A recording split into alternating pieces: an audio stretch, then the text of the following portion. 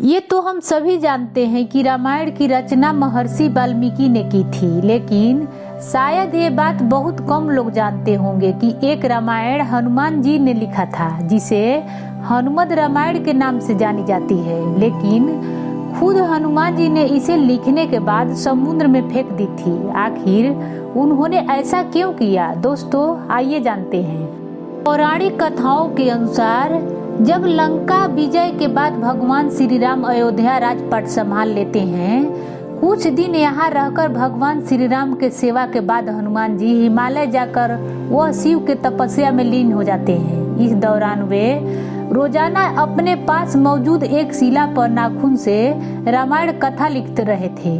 कई वर्षों के बाद तपस्या और रामायण कथा दोनों पूरी हो गई, जो कालांतर में हनुमद रामायण कही गई है।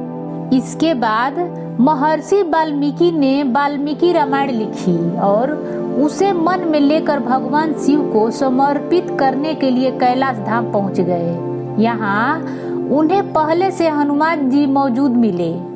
यहाँ शिला पर नाखूनों से उकेरी हनुमद रामायण देखकर वे निराश हो गए। बजरंग बली ने उनके मायूसी के वजह पूछी तो महर्षि ने कहा कि मैंने कठिन परिश्रम से रामायण लिखी थी, लेकिन आपकी रामायण देखकर लगता है कि अब मेरी रामायण को महत्व नहीं मिलेगा।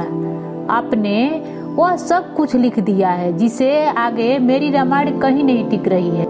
यह सुनकर हनुमान जी ने कहा कि महर्षि वाल्मीकि चिंता न करे। इतना कहकर बजरंग बली ने हनुमद रामायण लिखी शिला एक कांधे पर तो दूसरे कांधे पर महर्षि वाल्मीकि को बैठा लिया। हजारों मील दूर ले समुद्र में उन्होंने अपनी लिखी हनुमद रामायण राम को समर्पित करते हुए फेंक दी। महर्षि वाल्मीकि ने कहा कि राम भक्त, आप धन्य हैं। आपकी महिमा के गुणगान के लिए मुझे एक और जन्म लेना होगा। मैं वचन देता हूँ कि कलयुग में मैं एक और रामायण लिखने के लिए जन्म लूंगा। वह रामायण आम लोगों की भाषा में होगी। माना जाता है कि कलयुग में रामचरित्र मानस लिखने वाले गोस्वामी तुलसीदास महर्षि वाल्मीकि का दूसरा जन्म थे। रामचरित मानस लिखने के पहले उन्होंने हनुमान चालीसा लिखी, फिर हनुमान जी का गुणगान करते हुए उनकी प्रेरणा से अपनी रामचरित्र पूरी की थी।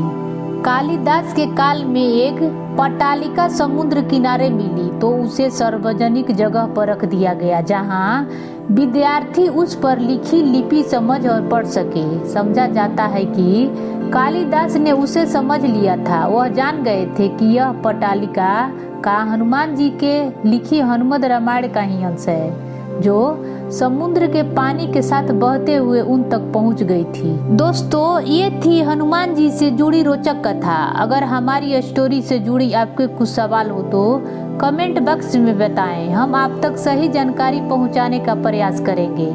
अगर आपको ये स्टोरी अच्छी लगी हो तो इसे शेयर जरूर करें। ऐसे ही अन्य स्टोरी देखने के लिए जुड़े रहें। धन्यवाद।